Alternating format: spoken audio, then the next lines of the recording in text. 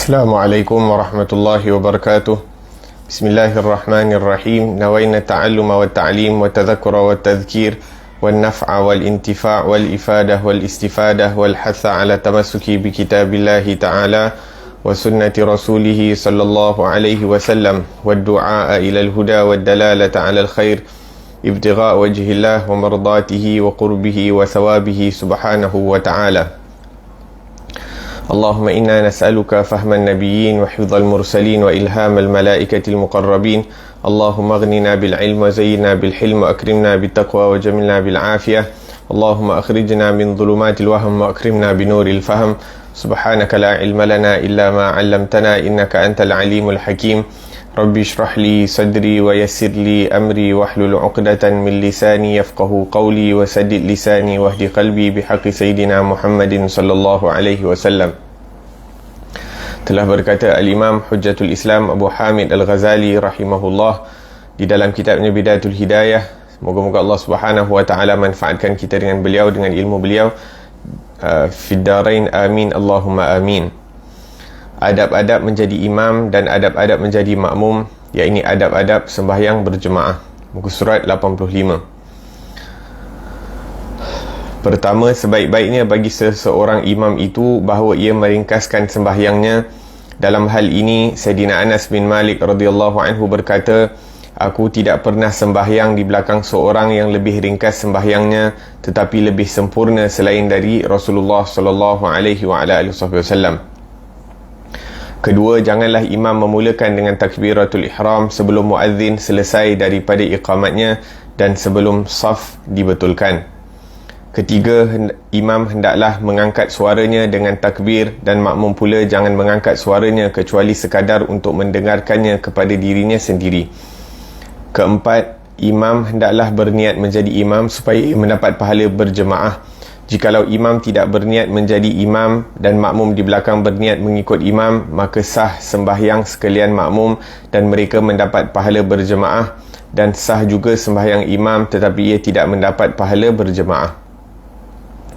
Kelima, imam hendaklah merendahkan suaranya ketika membaca doa iftitah seperti halnya orang yang sembahyang sendirian, dan hendaklah imam meninggikan suaranya ketika membaca surah Al-Fatihah dan surah yang setelahnya pada sembahyang subuh dan 2 rakaat yang permulaan daripada sembahyang maghrib dan isyak, dan begitulah pula orang sembahyang sendirian.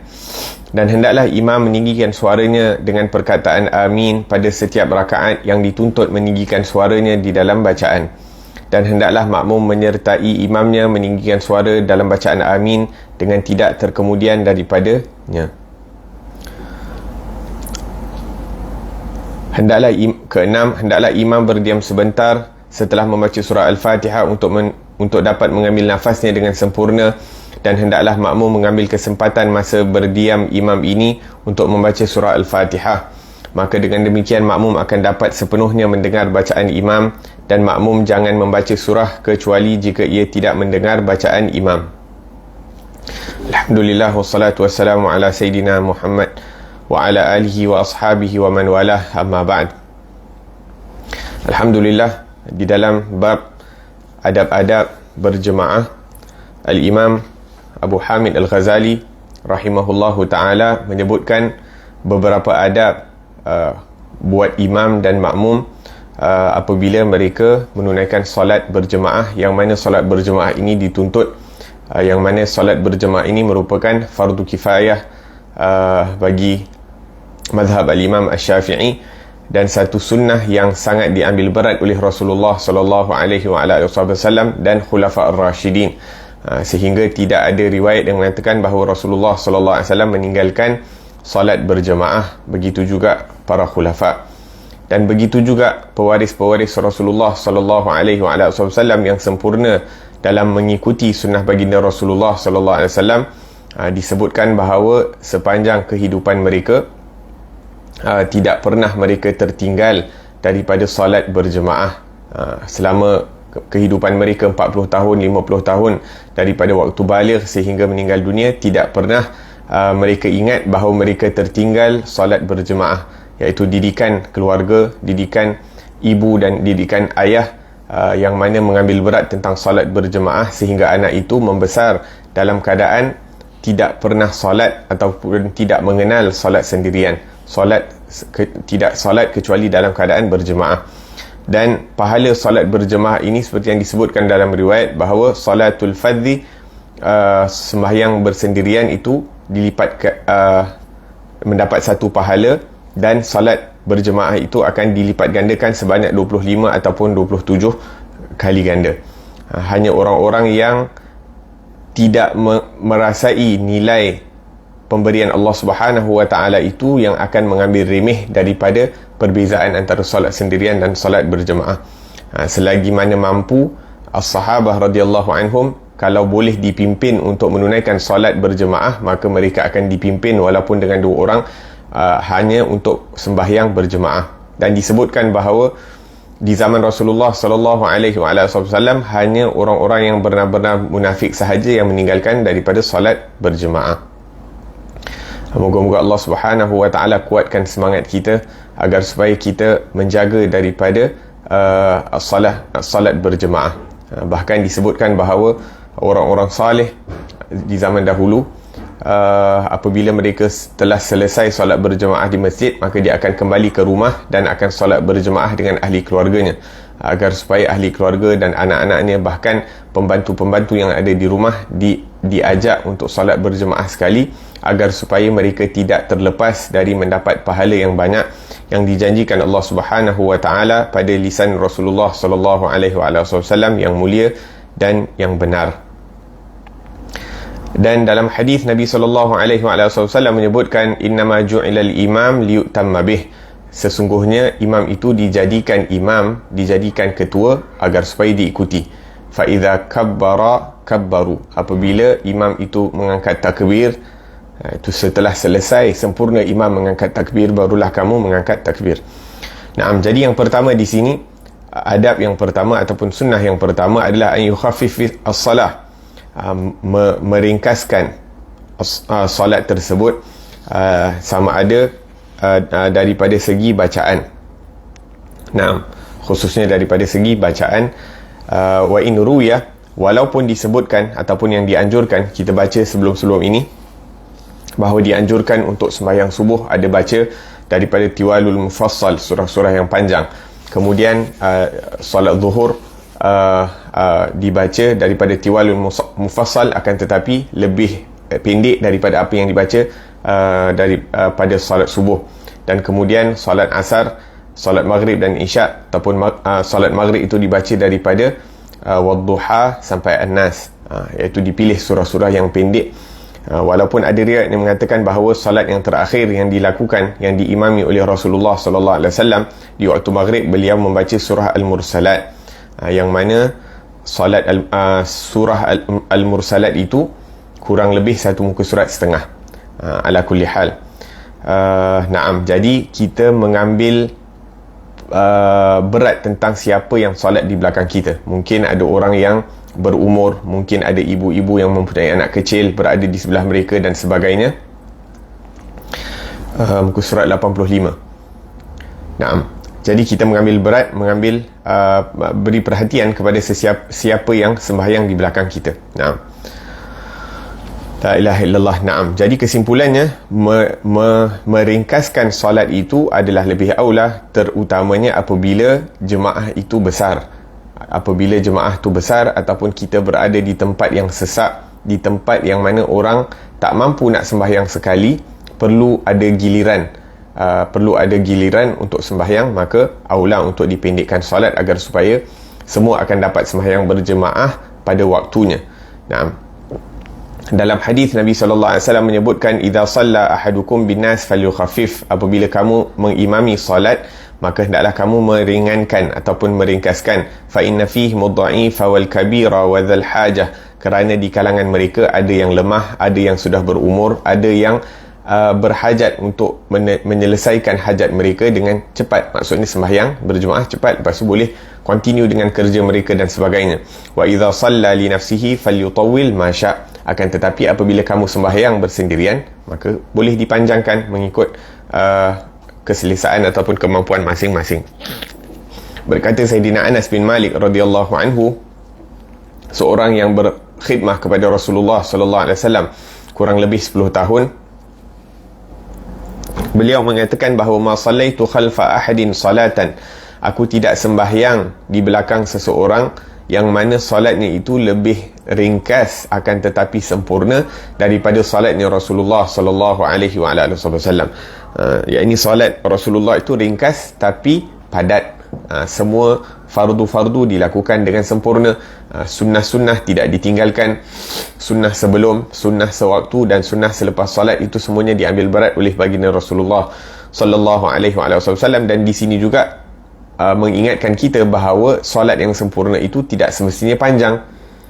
Terkadang solat itu panjang tapi ianya tidak mengikuti daripada sunnahnya Rasulullah sallallahu alaihi wasallam, ditarik bacaan dan sebagainya, akan tetapi itu bukan yang diinginkan oleh baginda Rasulullah sallallahu alaihi wasallam.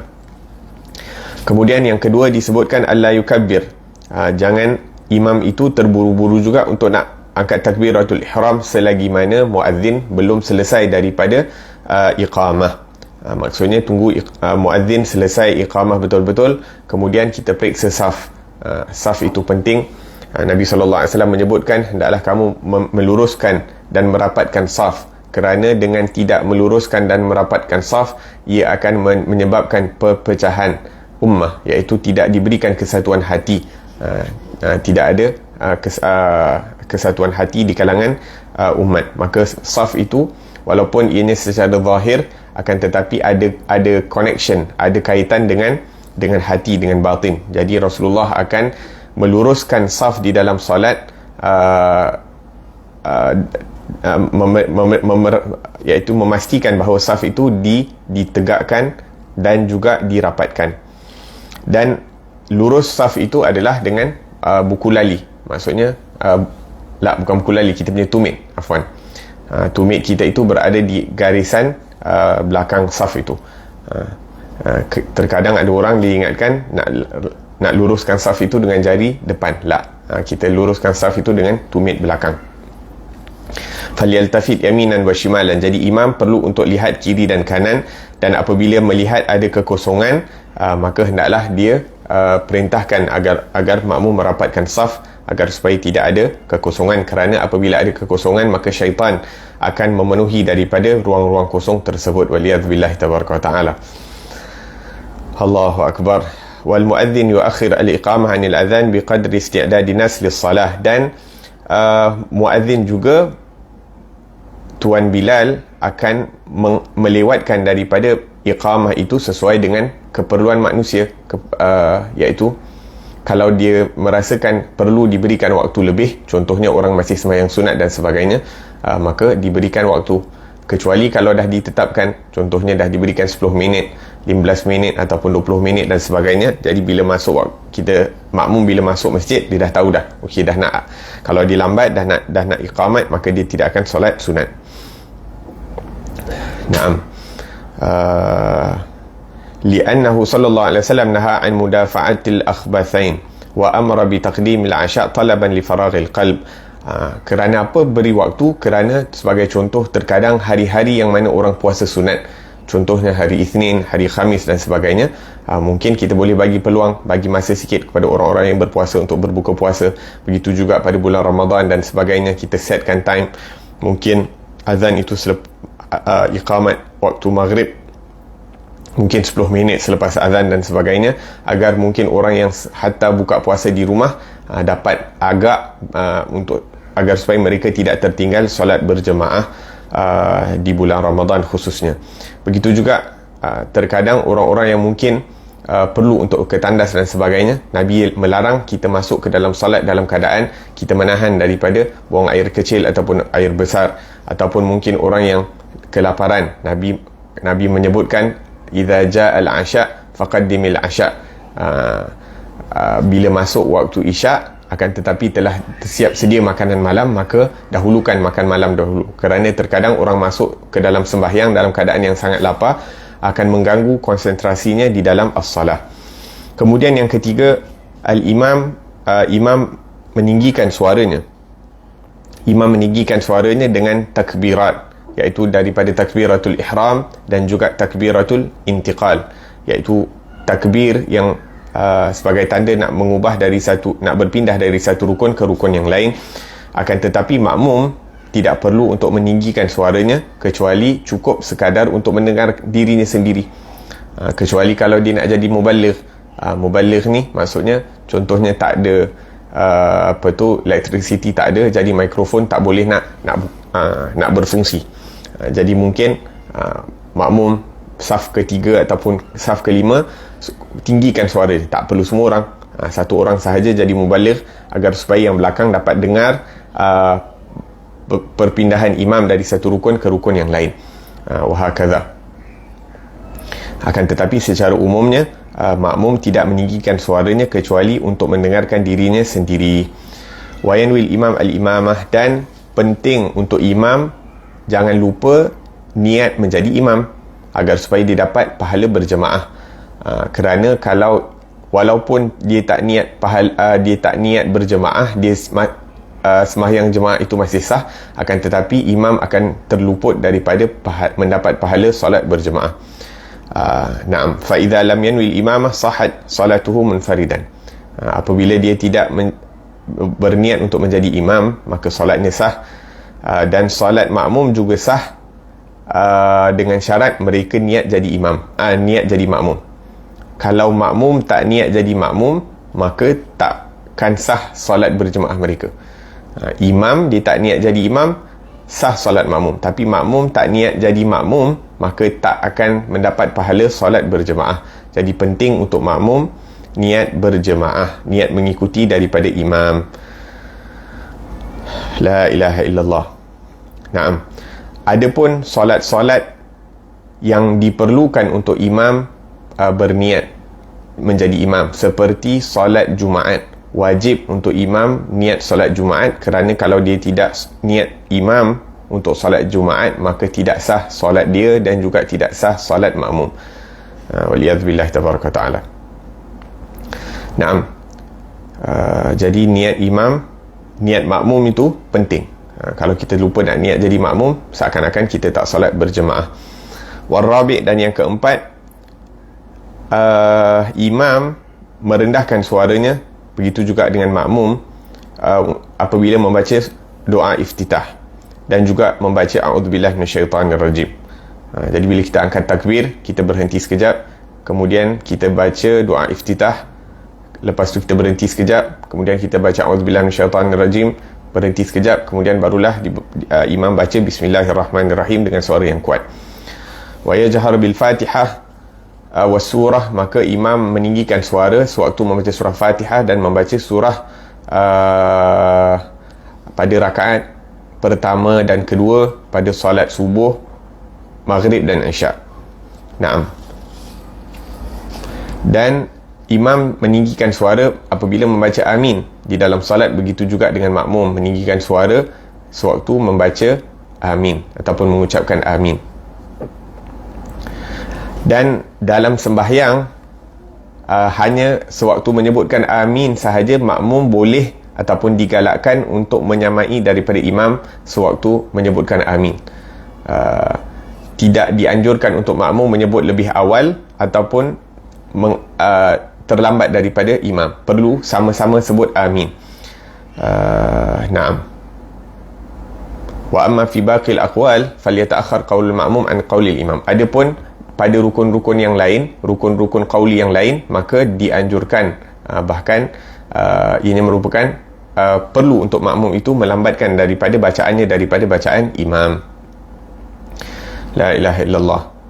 Dalam hadis, barang siapa yang aminnya itu bertepatan dengan aminnya imam, yang mana aminnya imam itu akan bertepatan dengan aminnya para malaikah, maka akan diampunkan segala dosa-dosanya oleh Allah Subhanahu wa taala. Maka kalau kita sembahyang berjemaah, jangan malas untuk nak ucapkan amin, dan kita cuba ikut aminnya imam. Jangan imam baca amin macam ni, kita baca amin macam tu. Walaupun boleh nak baca amin ataupun amin, macam-macam mana pun, nak panjang ke dia punya tu, nak panjang ke, nak tawassut ke, nak tul ke, Walaupun boleh, akan tetapi kita cuba ikut daripada cara bacaan aminnya imam tersebut.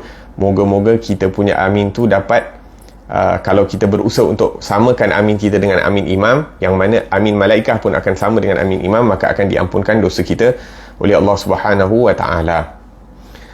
Naam, dan kelima, imam akan berhenti seketika setelah selesai membaca surah Fatihah, agar memberi ruang untuk makmum membaca surah Fatihah sewaktu imam berdiam diri sebelum membaca surah.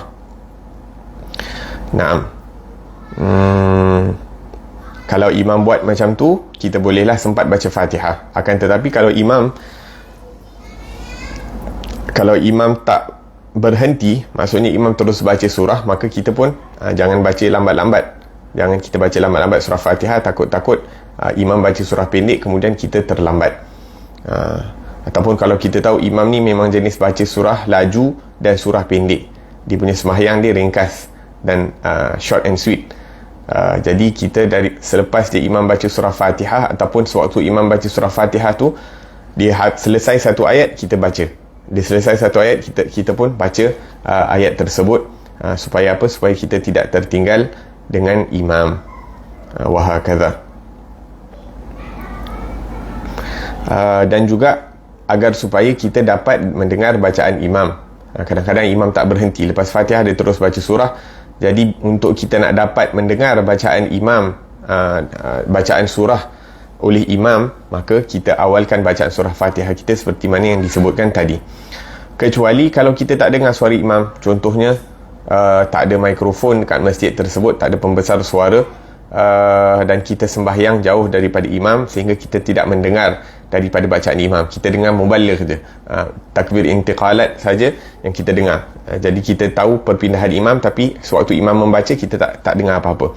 Maka di waktu itu dianjurkan untuk kita baca sendiri surah sehingga imam rukuk. Fayaqra' nadban suratan fa akthar ila an yarka' al-imam. Maka pada dalam keadaan kita tidak mendengar bacaan imam, maka boleh kita nak baca satu surah ke, dua surah ke, tiga surah, selagi mana imam belum rukuk, maka kita baca apa-apa surah yang telah kita hafal. Naam. Dan kalau imam, kita boleh dengar bacaan imam, lepas tu kita pula baca surah lain, hukum dia adalah makruh. Hukumnya adalah makruh. Jadi untuk orang yang mungkin tak dengar bacaan imam sebab jauh, sebab tak ada pembesar suara, ataupun mungkin sebab mungkin sebab dia tak dengar, pekak, ataupun dia dengar suara tapi pecah-pecah. Naam, maka di situ dia boleh baca surah sendiri. Kerana di dalam solat ini tak ada tempat yang mana boleh kita senyap, sama ada ianya zikir ataupun doa ataupun bacaan Al-Quran. Naam, kemudian yang keenam, hendaklah imam berdiam sebentar setelah membaca. Ni kita dah sebut baca tadi. Naam, yang keenam, imam tidak menambah lebih daripada 3 kali tasbih di dalam rukuk dan sujud. Naam, walaupun diriwayatkan bahawa Sayyidina Anas bin Malik radhiyallahu anhu apabila sembahyang di belakang Khalifah Umar bin Abdul Aziz, wa kana amiran bil Madinah, pada waktu itu Umar bin Abdul Aziz menjadi amir, menjadi ketua pemimpin di kota Madinah. Sayyidina Anas bin Malik mengatakan, ma sallaitu wara'a ahadin ashbah salah bi salati Rasulillah min hadha syab. Tidak aku sembahyang di belakang seorang anak muda ataupun di belakang seseorang yang lebih menyerupai, yang lebih memiripi daripada salatnya Rasulullah sallallahu alaihi wasallam, melainkan daripada anak muda ini. Yang dimaksudkan di sini adalah Umar bin Abdul Aziz. Naam, kita tahu Sayyidina Anas bin Malik ini didoakan agar dipanjangkan umur oleh Rasulullah dan dimurahkan rezekinya, sehingga dikatakan sewaktu dia meninggal dunia, anak ataupun cucunya kurang lebih sampai dekat 100. Anak dan cucunya kurang lebih dekat 100, maksudnya panjang umurnya dengan berkat doa Rasulullah sallallahu alaihi wasallam. Walhasil, jadi dia apabila sembahyang di belakang Sayyidina Umar bin Abdul Aziz, maka dia mengatakan, aku tidak sembahyang di belakang seseorang yang sembahyang itu lebih memiripi daripada Rasulullah, daripada Sayyidina Umar bin Abdul Aziz. Wa kunna nusabbih wara'ahu ashran wa dhalika hasanun. Dan apa yang cuba nak dibawakan oleh Sayyidina Anas bin Malik, bahawa zikir ataupun tasbih yang dibacakan oleh Umar bin Abdul Aziz ni 10 kali. Subhan rabbil azim bihamdi, subhan rabbil azim bihamdi 10 kali. Akan tetapi walaupun dibaca 10 kali, tapi mereka masih merasakan bahawa ianya tidak berat untuk mereka, iaitu tak dirasakan panjang. Walakin as-salasa idza kasur al-jama' ahsan. Akan tetapi walhasil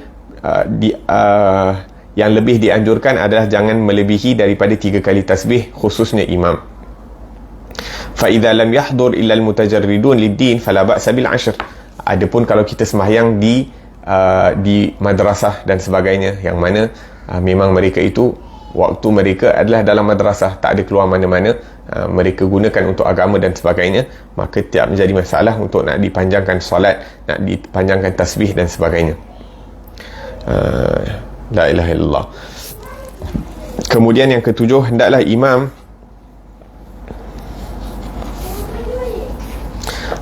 imam jangan membaca tasbih rukuk dan tasbih sujud lebih dari 3 kali, dan jangan lebih ketika membaca tasyahud awal daripada perkataan Allahumma salli ala Muhammad. Ke-8, hendaklah imam jangan membaca selain daripada surah Fatihah pada 2 rakaat yang terakhir pada sembahyang yang 3 atau 4. Dan janganlah ia suka memanjangkan bacaan seperti memanjangkan bacaan doa di dalam tasyahud akhir setelah ia membaca tasyahud yang wajib dan selawat ke atas Rasulullah sallallahu alaihi wasallam.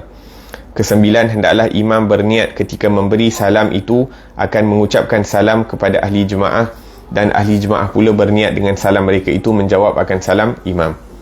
Ke-10, hendaklah imam duduk sebentar setelah selesai daripada salamnya, dan hendaklah dia menghadap kepada para makmum dengan mukanya dan jangan menoleh ke kiri atau ke kanan.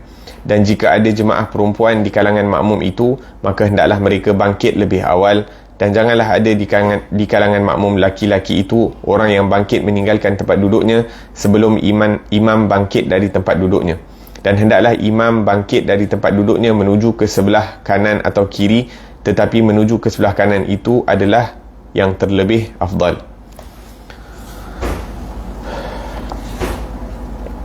Naam. Kemudian yang ketujuh, la yazid fi tasyahud awal ba'da qawli Allahumma salli ala Muhammad. Dekat sini Imam Ghazali rahimahullah menyebutkan bahawa pada tasyahud awal sebaiknya kita baca Allahumma salli ala Muhammad. Kalau nak sambung wa ala ali Muhammad pun tidak menjadi masalah. Amal makmum, adapun untuk makmum, kalau imam baca perlahan, kita baca laju. Kita baca sekejap je dah habis tasyahud awal, maka kalau kita habis awal, kita boleh berdoa. Kita boleh doa di situ. Idza farigh tasyahud. Naam. Yang ke-8, disebutkan di sini agar supaya hanya dibacakan surah Fatihah pada rakaat yang ketiga dan keempat untuk imam dan untuk orang yang sembahyang bersendirian. Adapun makmum disunnahkan untuk membaca surah. Kalau imam baca lambat surah Fatihah, dia dah baca Fatihah habis awal, maka boleh untuk makmum nak baca surah pada rakaat ketiga dan keempat kalau dia habis Fatihah sebelum imam. La ilaha illallah. Wala yutawwil al-imam 'ala al-qaum. Dan imam janganlah memanjangkan doa di tempat-tempat tersebut. Wala yazid du'a'uhu fi tasyahhud akhir aqad tasyahudihi wa salatihi ala Rasulillah sallallahu alaihi wasallam, balil afdal an yakuna ad-du'a aqal minhuma. Naam, maka doa pun jangan dipanjang-panjangkan setelah tasyahud akhir, kata Imam Ghazali rahimahullah. Akan tetapi yang warid daripada Rasulullah adalah untuk kita doa, minta seperti mana yang kita telah bahaskan pada pengajian yang lalu tentang doa pada tasyahud akhir. Doa apa? Allahumma inni a'udzubika min azabi jahannam wa min azabil qabr wa min fitnatil mahya wal mamat wa min syarri fitnatil masihid dajjal. Allahumma inni zalamtu nafsi zulman katsiran kabiran wa la yaghfiru dhunuba illa anta faghfir li maghfiratan min 'indik warhamni innaka antal azizur rahim. Ini doa yang diajarkan oleh Rasulullah sallallahu alaihi wasallam. Maka kalau boleh kita cuba. Mungkin ada yang pada pengajian yang lalu kita ada bahaskan tentang ini, mungkin kita boleh rujuk pada rakaman pengajian yang lalu. Naam. Wa yanwil imam inda taslim. Kemudian disebutkan bahawa hendaklah imam berniat sewaktu memberi salam adalah memberi salam kepada mereka-mereka yang berada di sebelah kanan. orang-orang yang sembahyang bersamanya di sebelah kanan, dan juga setiap manusia, setiap orang Islam daripada kalangan manusia, jin dan malaikah. Dan apabila bagi salam sebelah kiri, berniat untuk memberi salam kepada orang-orang yang berada di sebelah kirinya, dan juga setiap orang Islam yang berada di sebelah kanan, belah kirinya daripada jin, manusia dan juga para malaikah. Dan makmum pula apabila dia berada di sebelah kanan imam, bila imam bagi salam belah kanan, dia pun niat untuk menjawab salam, ataupun bila dia bagi salam sebelah kiri tu, dia niat untuk jawab salam kepada imam tersebut.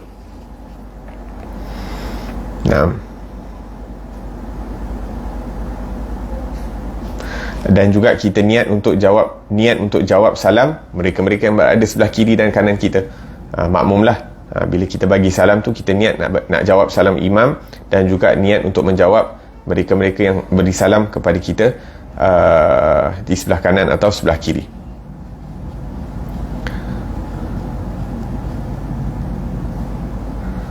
Dan disunnahkan agar supaya makmum beri salam setelah imam selesai salam yang kedua. Maksudnya bila imam Assalamualaikum warahmatullahi, Assalamualaikum warahmatullahi, bila imam dah selesai yang kedua, barulah makmum mulakan yang pertama. Walaupun tidak salah, kalau imam dah bagi salam yang pertama, untuk makmum nak ikut bagi salam pun tak jadi masalah. Tapi disunnahkan untuk tunggu imam dah selesai salam yang kedua, baru kita bagi salam yang pertama. La ilaha illallah. Dan imam tunggu sebentar di tempatnya.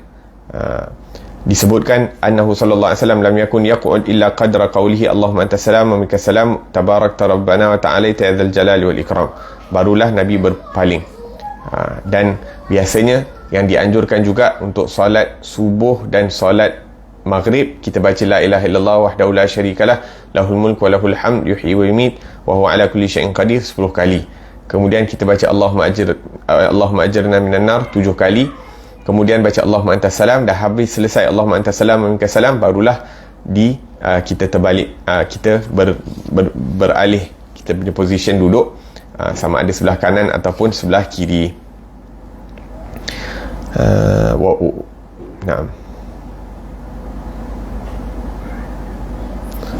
Walau makasa ba'da salah li dhikrin wa du'a. Dan apabila dia nak sambung zikir dan doa, maka yang lebih afdal adalah untuk dijadikan makmum itu sebelah kanan dia dan mihrab itu sebelah kiri dia. Maksudnya imam bila nak berpaling sebelah kanan, jadi makmum ada di belah kanan dia dan mihrab berada di sebelah kirinya. Itu yang dilakukan oleh Rasulullah sallallahu alaihi wasallam. Adapun apabila berada di masjidnya Rasulullah sallallahu alaihi wasallam, berada di Madinah, maka imam disunnahkan untuk berpaling ke sebelah kiri kerana menjaga adab bersama Rasulullah sallallahu alaihi wasallam. Jadi sebab biasanya kuburnya Rasulullah tu berada di sebelah belakang, sebelah kiri, jadi imam disunnahkan untuk menghadap ke menjaga adab bersama Rasulullah sallallahu alaihi wasallam.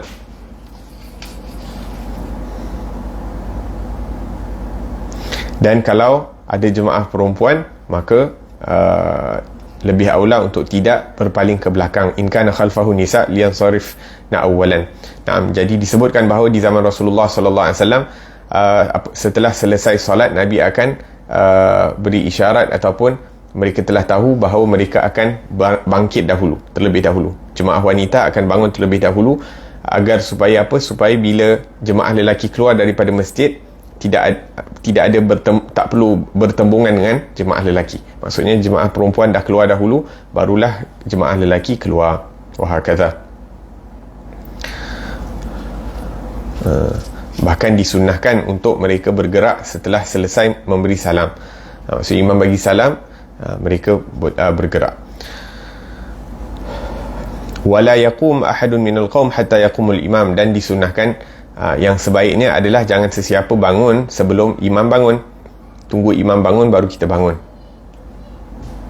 Bahkan ianya adalah makruh disebutkan di sini, wa yansarif al-imam min makani salam ila makan akhar walau fi athna'il masjid aw min al-masjid aw ila at-tariq haitsu syaa an yaminihi aw shimalihi wal yamin ahabbu ilayya li anna jihatul yamin afdal. Dan yang lebih afdal untuk imam bangun, bila imam bangun tu dia bergerak keluar ke masjid daripada sebelah kanan, sebab kanan itu yang terlebih afdal. Tapi kalau pintu masjid hanya ada belah kiri untuk imam keluar, maka tak jadi masalah. Wala yakhusul imam nafsahu bid-du'a fi qunutis subh. Dan imam bila baca doa kunut subuh, okey, ni ke-11,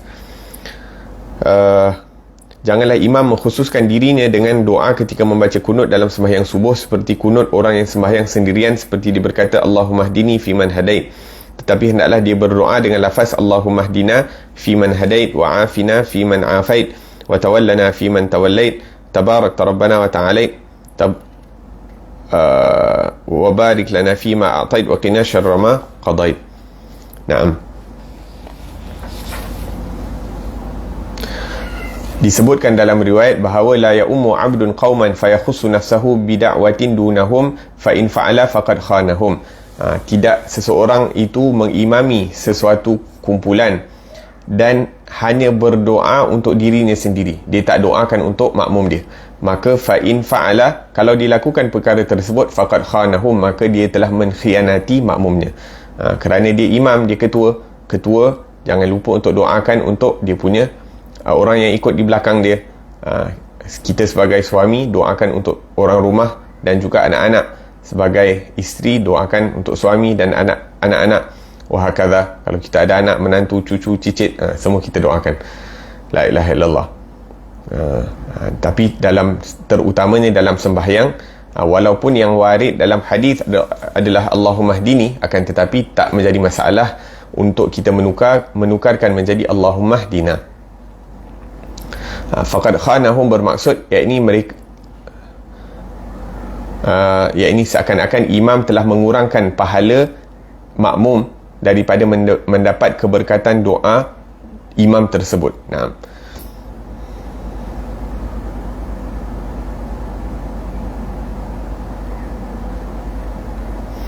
Naam, jadi sewaktu membaca doa kunut, maka imam akan meninggikan suara sewaktu baca, walaupun baca doa kunut itu dalam sembahyang yang dianjurkan baca perlahan. Contohnya nak baca kunut dalam solat asar sebagai contoh, yang mana ianya kami lihat sebahagian ulama juga melakukan baca doa kunut, terutamanya bila ada kesusahan dan sebagainya, ada musibah, maka dibacakan doa kunut dalam solat asar. Maka walaupun solat itu dianjurkan untuk dibaca dengan perlahan, suara yang perlahan, tapi doa kunut tu dibaca dengan suara yang kuat.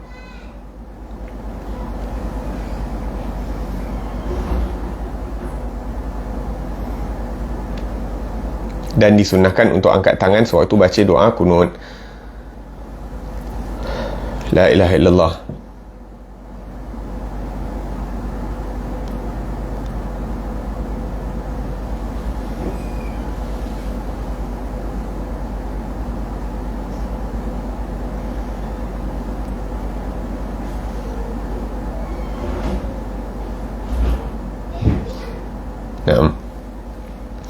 Kemudian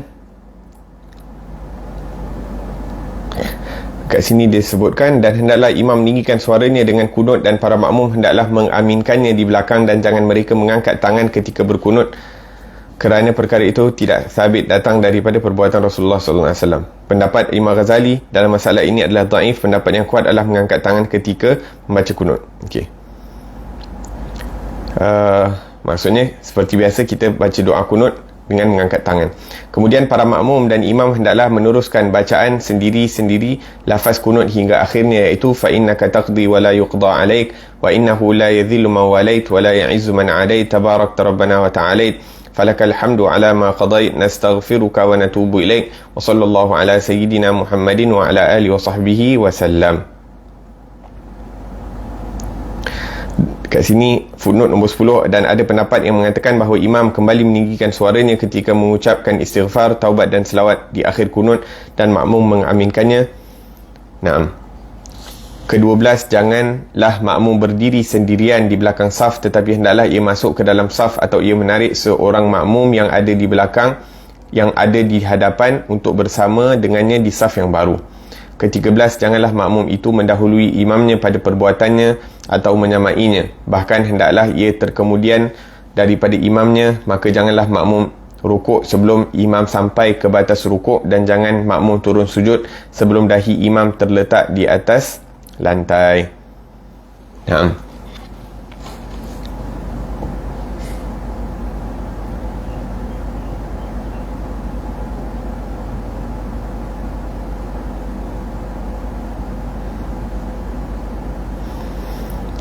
Di sini disebutkan, dan janganlah makmum berdiri bersendirian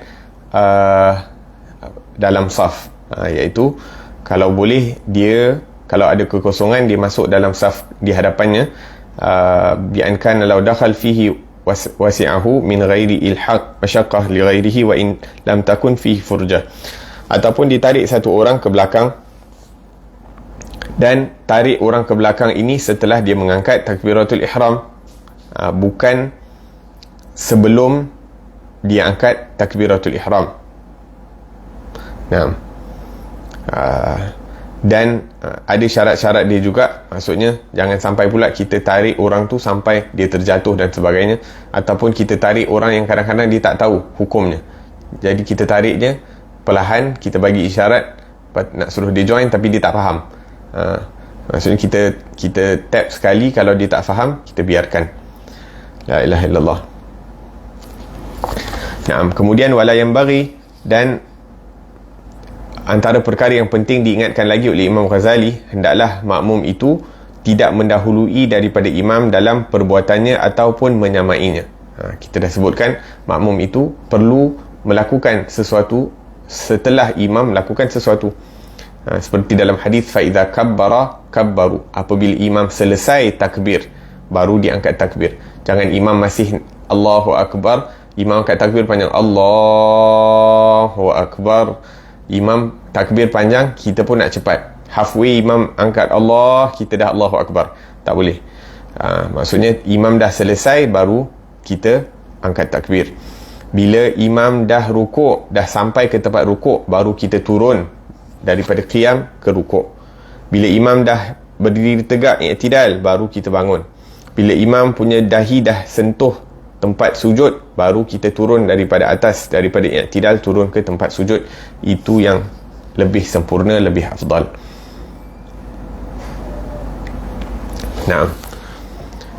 Kemudian adab-adab hari Jumaat.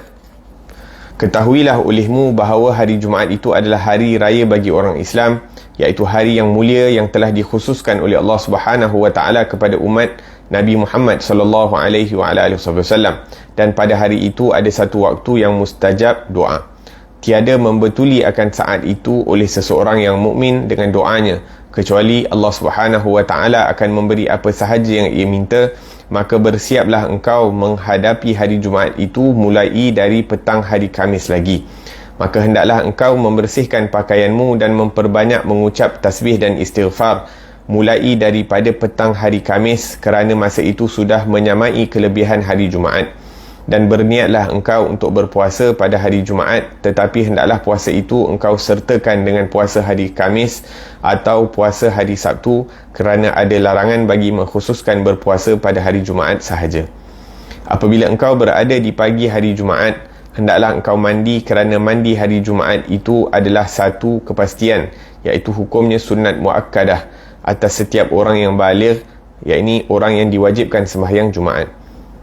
Dan bersungguh-sungguhlah engkau di dalam menyucikan badanmu dan mencukur bulu ari-ari misalnya, dan mengandam, menghias misai misalnya, dan memotong kuku dan menggunakan kayu sugi, iaitu kayu miswak, dan segala cara-cara bersuci.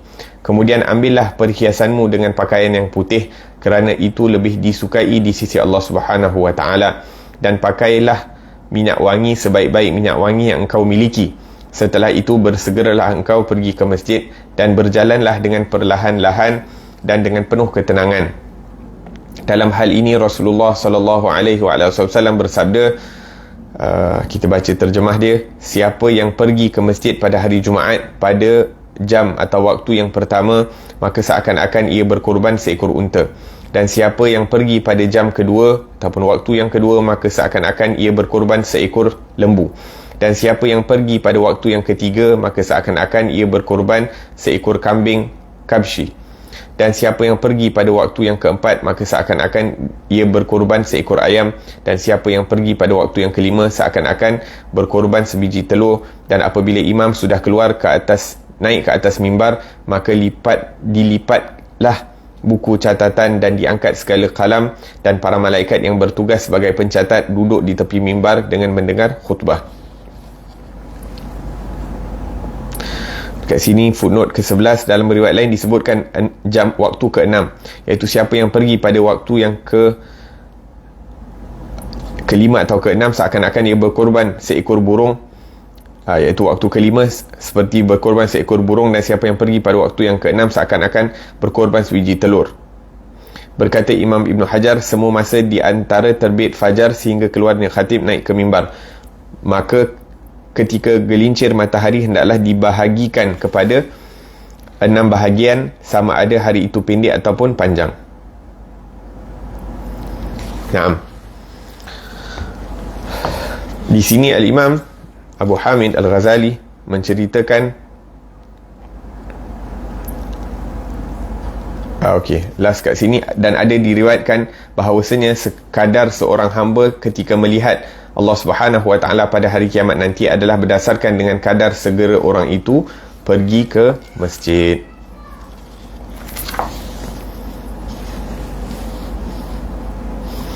Naam. Di sini Imam Ghazali membahaskan tentang hari Jumaat. Naam. Hari Jumaat ni boleh disebutkan Jumu'ah. Mim tu dengan baris depan, Jumu'ah. Boleh juga dengan baris atas, Juma'ah. Boleh juga dimatikan, Jum'ah. Semua lain-lain dialek bahasa Arab. Naam. Naam. Maka ketahuilah bahawa hari Jumaat itu merupakan hari raya orang-orang beriman.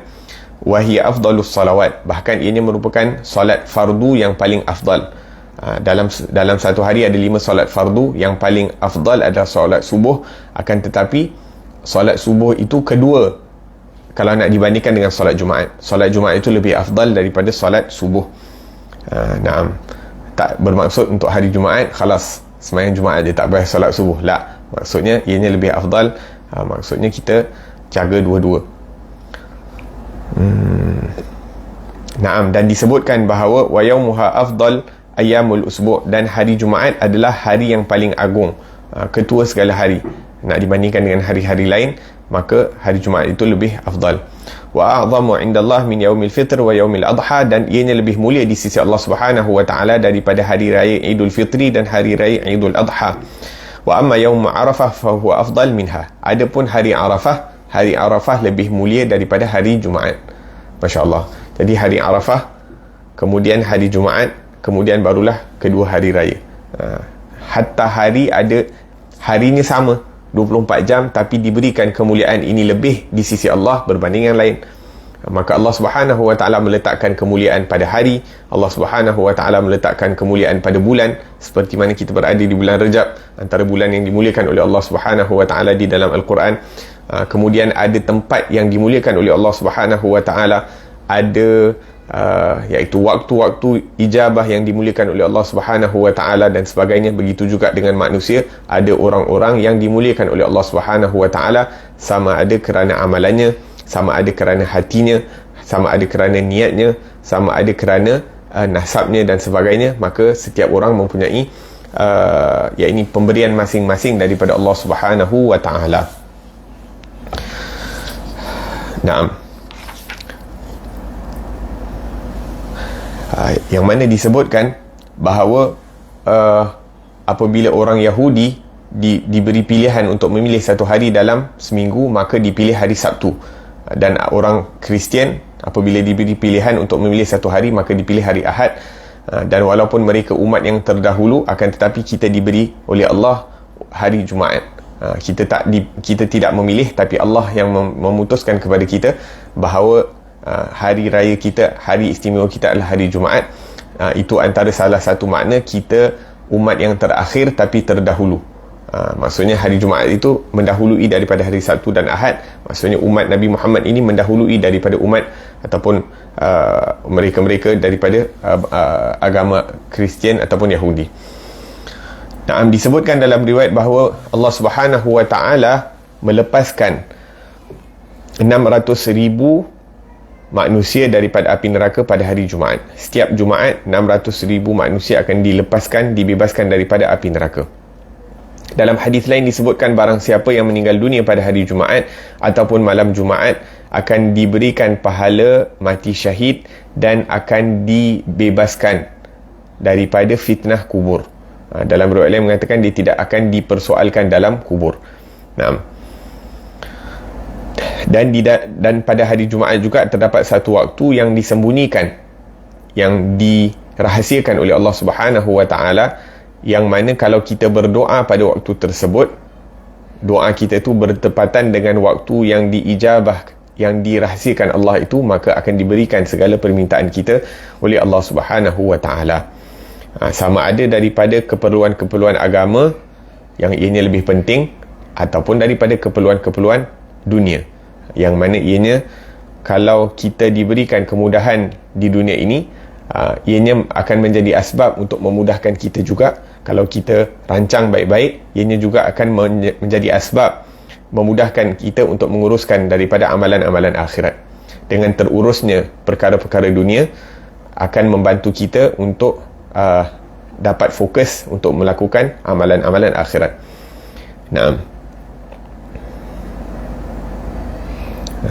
Maksudnya Allah akan berikan pemberian tersebut cash kalau kita doa pada waktu tersebut. Maka para ulama berbeza pendapat. Sa'atul ijabah fi akhirin nahar, ada yang menyebutkan bahawa waktu ijabah, waktu yang dikabulkan doa itu pada hari Jumaat adalah di akhir hari Jumaat, seperti mana yang dilakukan oleh Sayyidatina Fatimah Az-Zahra, anaknya Rasulullah, putrinya Rasulullah sallallahu alaihi wasallam. Sayyidatina Fatimah selepas solat asar beliau akan iaitu mengkhususkan waktu untuk beribadah kepada Allah daripada lepas asar sehingga masuk waktu maghrib. Adapun ada yang mengatakan juga mungkin 1 jam sebelum masuk waktu maghrib, iaitu di akhir petang. Walhasil, kalau kita tak mampu untuk nak mengimarahkan daripada waktu asar sampai maghrib, lepas asar tu kita duduk sekejap.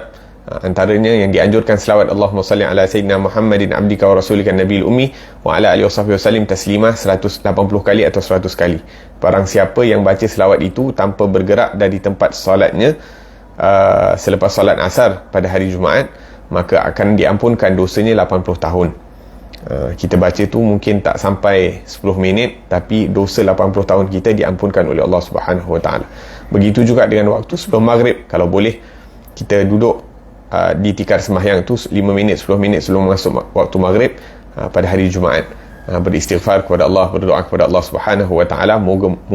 Moga-moga dengan berkat kita duduk beberapa minit selepas asar dan sebelum maghrib pada hari Jumaat itu, dikabulkan segala hajat dunia kita, hajat barzakh kita dan hajat akhirat kita. Lianna Allah Ta'ala khalaqa Adam alaihi salam ba'da al-'asr fi yaumil Jum'ah. Disebutkan bahawa Allah Subhanahu wa taala menciptakan Nabi Adam alaihi salam selepas asar pada hari Jumaat.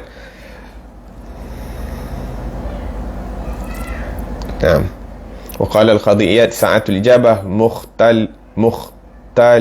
mukhtatifah ay yasirah munhasirah, iaitu Qadhi Iyad mengatakan bahawa waktu yang dikabulkan doa itu merupakan waktu yang sangat singkat.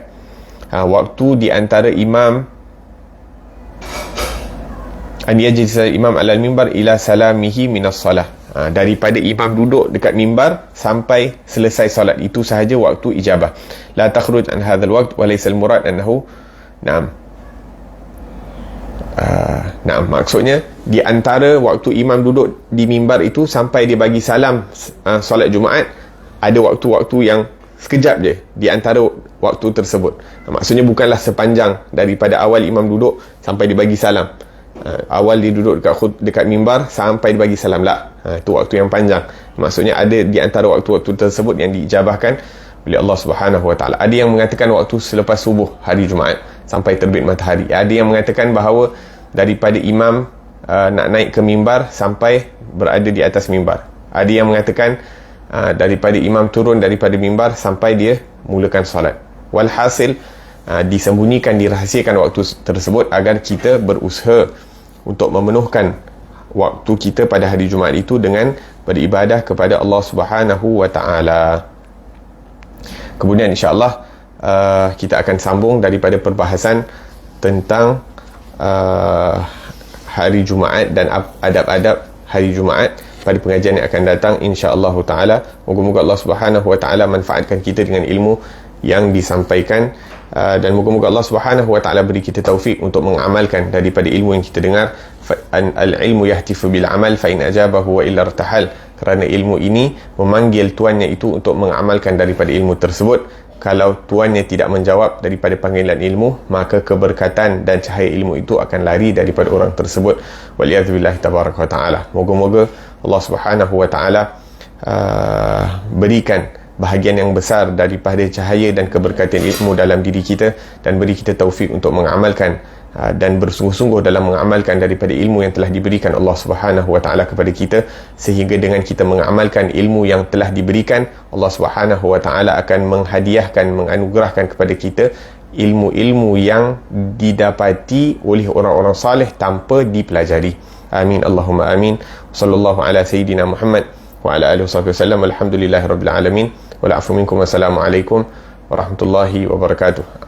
ربنا انفعنا بما علمتنا ربي علمنا الذي ينفعنا ربي فقهنا وفقه أهلنا وقرابات لنا في ديننا مع أهل الخطر أنثى وذكر ربي وفقنا وفقهم لما ترتضي قولا وفعلا كرما وارزق الكل حلالا دائما وأخل أتقياء علماء نحظى بالخير ونكفى كل شر ربنا واصلح لنا كل شؤون وأقر بالرضا منك العيون واقض عنا ربنا كل الديون قبل أن تأتينا رسل المنون واغفر واستر أنت أكرم من ستر وصلاة الله تغشى المصطفى من إلى الحق دعانا والوفاء بكتاب فيه للناس شفاء وعلى الآل الكرام شرفاء وعلى الصحب المصابيح الغرار اللهم اهدنا بهداك واجعلنا ممن يسارع في رضاك ولا تولنا وليا سواك ولا تجعلنا ممن خالف أمرك وعصاك وحسبنا الله ونعم الوكيل ولا حول ولا قوة إلا بالله العلي العظيم وصلى الله على سيدنا محمد وعلى آله وصحبه وسلم. الحمد لله رب العالمين والعفو منكم والسلام عليكم ورحمة الله وبركاته.